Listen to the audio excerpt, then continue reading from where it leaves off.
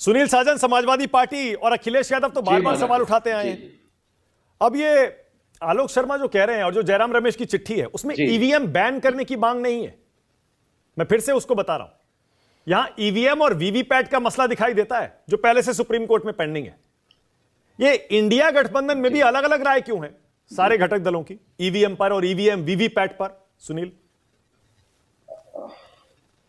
जी, देखिए मानक जी, समाजवादी पार्टी का स्पष्ट मानना है कि लोकतंत्र में अगर लोगों को और जनता को किसी के प्रति विश्वास नहीं है या किसी भी चीज के प्रति अविश्वसनीयता है तो उस पर बात साफ होनी चाहिए और कांग्रेस को भी लिखा पढ़ी पूरी करनी चाहिए।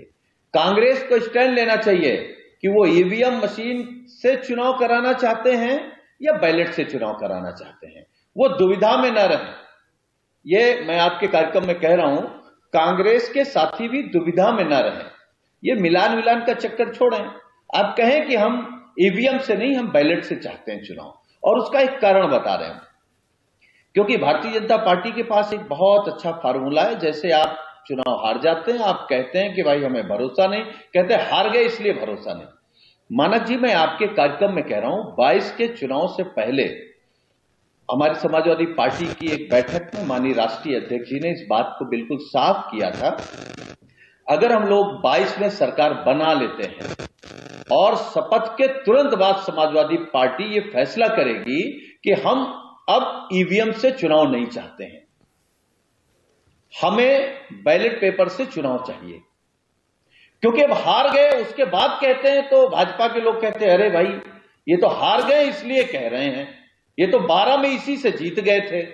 सवाल ये नहीं है। देखिए, अभी आपने लाल कृष्ण आडवाणी जी का जिक्र किया, आलोक भाई ने इस दुनिया के सबसे बड़े नेता और सबसे विश्वसनीय नेता आदरणीय मोदी जी की बात सुनाई है कि उनको खुद ईवीएम के खिलाफ थे। वो कह रहे थे कि जो दुनिया में देश तरक्की कर गए, जो बहुत समझदार हैं, जो बहुत आगे निकल गए हैं, वो भी ठप्पे पे ही भरोसा कर रहे हैं। अब पता नहीं भाजपा को ठप्पे से क्या दिक्कत हो गई है। अभी साजिया जी कह रही मोदी जी आ रहे हैं, अभी कह दो ठप्पे से चुनाव होगा। आपने कुछ देशों का जिक्र किया, मैं ऊपर दिखा भी रहा हूं किन किन देशों में ईवीएम से वोटिंग नहीं होती, लेकिन बहुत सारे देश हैं जहां होती भी है भाई। बहुत सारे ऐसे देश हैं और यूरोप के देश भी हैं, बड़े बड़े देश भी हैं। ईवीएम से दिक्कत क्या है आपको? जी मानक जी, नहीं कोई दिक्कत नहीं है। हम ये कह रहे हैं कि अगर लोकतंत्र में जनता जनार्दन को ईवीएम के प्रति भरोसा नहीं, हम लोग गांव में जाते हैं, क्षेत्र में जाते हैं, लोगों के बीच जाते हैं। आज भी अभी मैं उन्नाव से होकर के आ रहा हूं तो आज भी बुजुर्ग कहते हैं कि भैया ये मशीन हटवा दो नहीं तो मोदी जीतता रहेगा, कर रहे हैं, ये बीजेपी बेईमानी करती रहेगी। हम उनको कैसे समझाएं? नहीं, अगर लोगों को इंटरेस्ट नहीं होता या भरोसा नहीं होता ईवीएम पर, इतनी संख्या में आते हैं वोट डालने। हम दूसरी बात कह रहे हैं। अच्छा, हम कह रहे हैं कि अगर पूरे देश को ईवीएम पर भरोसा है तो फिर क्यों डिबेट कर रहे हैं हम? आप क्यों? अरे हम तो आपकी आवाज उठा रहे हैं भाई, भरोसा है या नहीं है वो जनता पर छोड़ते हैं, लेकिन हम तो आपकी आवाज उठाने के लिए डिबेट कर रहे हैं। ठीक बात है। अगर कोई पॉलिटिकल पार्टी कहती है कि हमें विश्वास नहीं है जी, आप तो इस पर बहस होनी चाहिए, क्यों नहीं होनी चाहिए?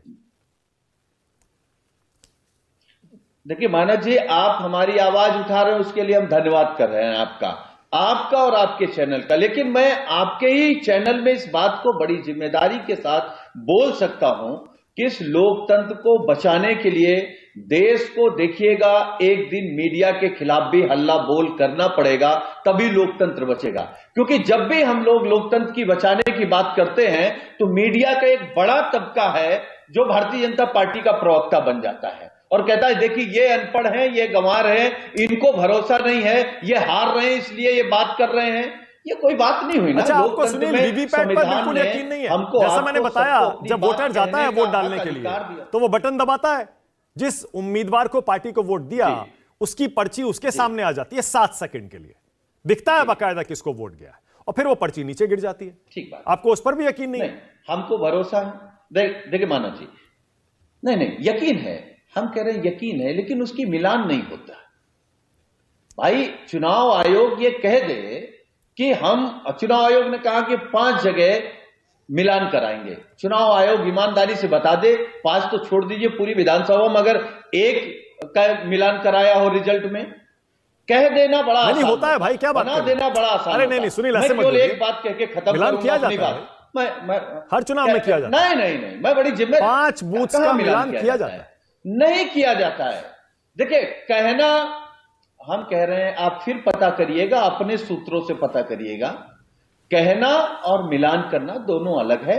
हालांकि चुनाव आयोग समय क्यों नहीं दे रहा, इसकी केवल मैं एक बात कहूंगा।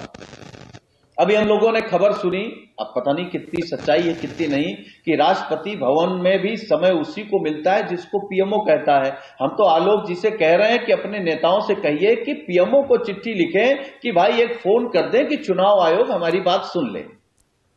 इसके अलावा कोई रास्ता नहीं है। कमाल कर रहे हैं। अच्छा, कांग्रेस के कंधे पर रखकर बंदूक चलाना चाहते हैं, जबकि इंडिया गठबंधन का हिस्सा वो भी है। चाहे तो चिट्ठी अखिलेश यादव भी लिख सकते हैं।